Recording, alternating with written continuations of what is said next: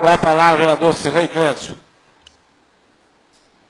Senhor presidente, senhor Leandro, mais uma vez obrigado por vir a esta casa, aceitar o convite desta Casa Legislativa e vir aqui debater o trânsito conosco.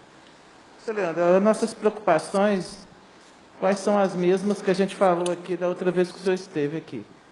A primeira delas, não poderia deixar, que é o semáforo da Oswaldo Cruz com a Avenida Maracanã. O senhor chegou até a responder para esse vereador que ali, sem o semáforo, o trânsito flui melhor. Em certos horários pode ser até que flui, mas nos horários de pico, e principalmente agora com a retomada das aulas, quem está descendo da Oswaldo Cruz para entrar na Maracanã ou ir para Jacobi, ele tem que ficar às vezes até 10 minutos ou 15 minutos aguardando a preferência, até que não venha veículos nem na Maracanã nem na Jacobi. E fora isso, como não está tendo semáforo, muitas pessoas que estão vindo da Jacobi e vão entrar na Oswaldo Cruz no sentido ali do Bar do Branco, tem proibido lá, mas não está respeitando, que agora não tem mais o semáforo. Eu gostaria do senhor, o que a diretoria de trânsito, o que você pensa para aquela região ali, naquele ponto?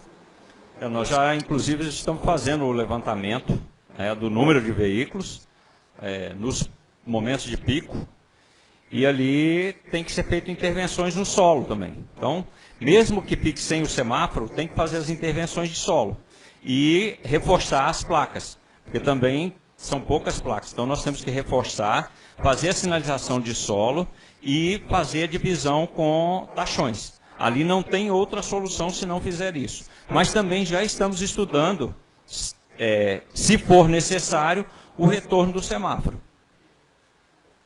Fica um apelo, porque esse local ali tem que ser mais urgente, antes que aconteça algum acidente. E ali, na mesmo ponto, ali, um pouquinho para frente, entre a rodoviária e a Avenida Maracanã, tem um ponto cego ali, por causa da construção de um pilar ali daquela quadra.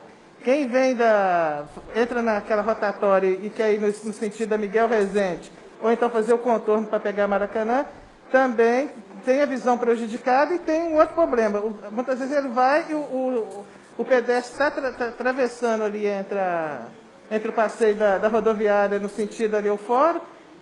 Também é um local ali que já teve vários acidentes. Na Miguel Rezende. Isso, entre a Maracanã e a rodoviária ali. Esse é um ponto que a gente preocupa também. Outro ponto que outro dia teve acidente é aqui nessa ponte aqui perto da Cônigo Ananias. Aqui pertinho aqui da câmera aqui.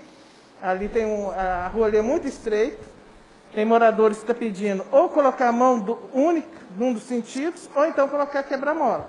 Porque ali teve um acidente grave há poucos dias, graças a Deus sem vítima, mas é um ponto que precisa também ser avaliado.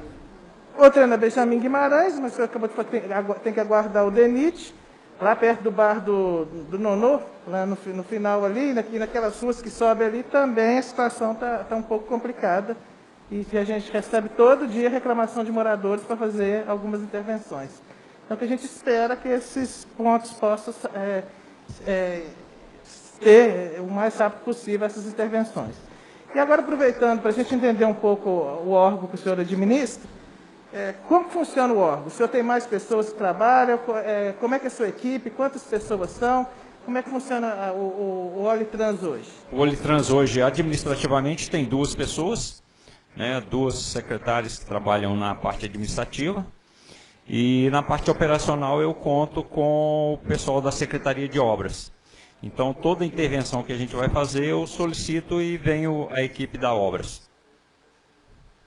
O senhor tem recursos financeiros direcionados hoje para o órgão? Como funciona essa parte de empenho? Quanto que o senhor, no planejamento, quanto que o senhor pode gastar mês a mês ou até o final do ano?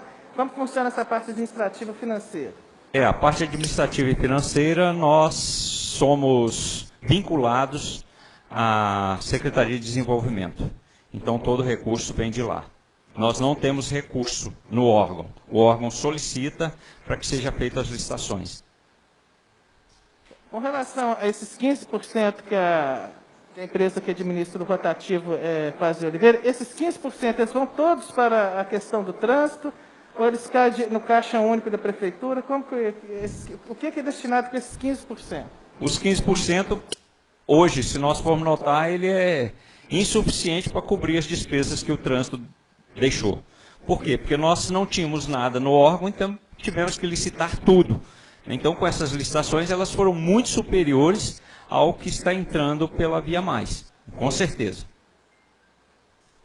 As perguntas que eu tinha a fazer seria essa, agora só mais uma observação, com relação àquelas placas da área da cultura, não é ligada ao órgão do senhor, na minha visão desse parlamentar, elas ficaram erradas, ficaram muito boas as placas, que sinalizam os pontos turísticos da cidade, os locais da cidade, mas tem placa que literalmente colocou a placa, o poste no meio do passeio. Não vou questionar se passa ou não passa uma cadeira de roda, mas na questão da mobilidade, você colocar um poste no meio de um passeio é você atrapalhar a mobilidade do pedestre.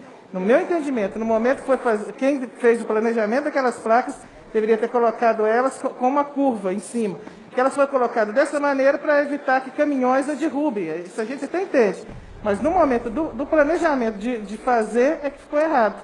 Porque deveria ter feito ela em tipo de curva, que poderia pôr a placa, o poste ou na beirada do passeio ou no final do passeio, facilitando a mobilidade. E com relação à sinalização de trânsito, o senhor citou aí dos convênios com a polícia e tudo, mas se não sinalizar Oliveira, a velocidade permitida em cada via, fica difícil educar os pedestres. Eu acho que dentro da cidade, aqui em Oliveira, não tem uma placa mostrando qual a velocidade permitida em cada via.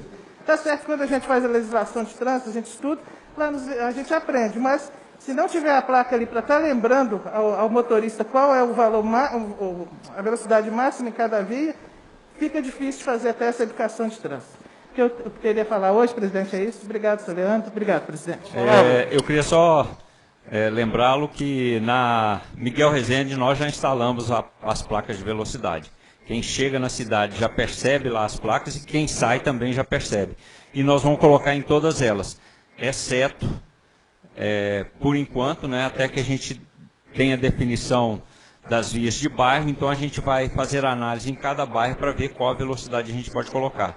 Porque se eu colocar 40, muitas vezes num bairro é muito, então a gente tem que reduzir ainda mais. E essas placas eu estou aguardando chegar.